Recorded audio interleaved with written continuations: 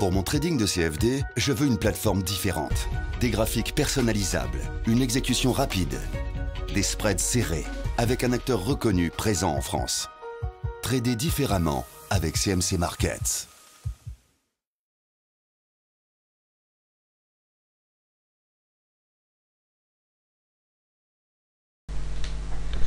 Voici l'analyse technique de l'euro-dollar pour la journée du 5 septembre. Alors, événement majeur sur l'euro-dollar puisque Draghi a abaissé une nouvelle fois de plus le taux et le tombe à 0,05%. Du coup, effet immédiat sur l'euro-dollar, baisse massive et là, vous le remarquerez, surenfoncement donc de la fourchette d'Andrews ici. Donc là, ça a eu une implication baissière forte et on va essayer de comprendre jusqu'où la descente peut se faire. Alors, vous voyez qu'en journalier, il est difficile de discerner un nouveau point bas. Voilà pourquoi on va changer donc d'unité de temps. Alors je vais supprimer ma fourchette d'Andrews.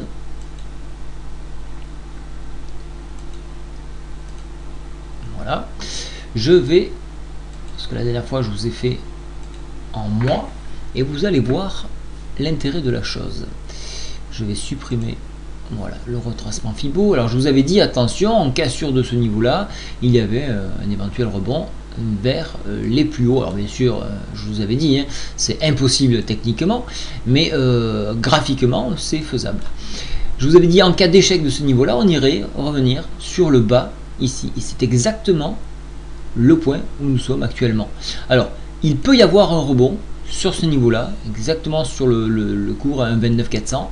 1,29 400 peut être un rebond avec retour. Donc, je vous avais dessiné deux zones de travail.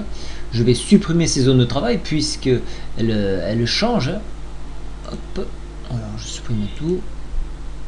Voilà, on simplifie le graphique, hein. Dès que quelque chose est touché, il faut ne pas hésiter. Je vais définir une nouvelle zone en cas d'enfoncement de cette oblique.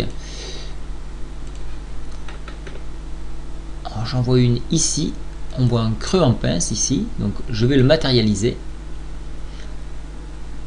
Je vais l'épaissir.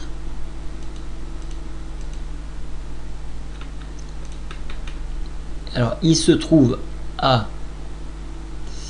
1,27 600, donc ça c'est un point bas en cas d'enfoncement de cette oblique qui correspond exactement au bas de la Bollinger ici.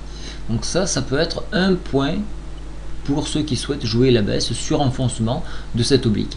En cas de rebond ici, on viendra à nouveau chercher la MM20 qui se trouve à 1,33 800. Voilà un petit peu les deux horizons que l'on peut se fixer sur du mensuel. Au niveau de la MACD, on voit qu'on prend une orientation baissière mensuelle et stochastique est baissier et a encore de la marge. Donc voilà pourquoi il y a une possibilité de descendre sur ce 1,27.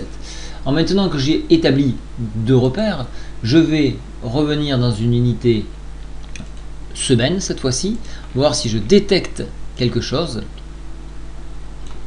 Je vais tracer une fourchette d'Andrews.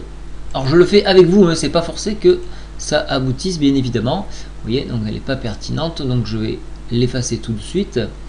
Je vais essayer de m'en trouver une autre qui va être peut-être plus pertinente. Donc, vous voyez, l'analyse technique, c'est de la recherche. Non, elle n'est pas pertinente.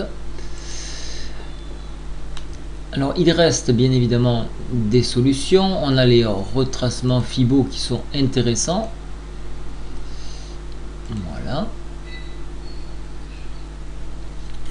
Voilà, là je commence à avoir des choses intéressantes. Donc on a cassé ce niveau là. Je vais rajouter des points de retracement.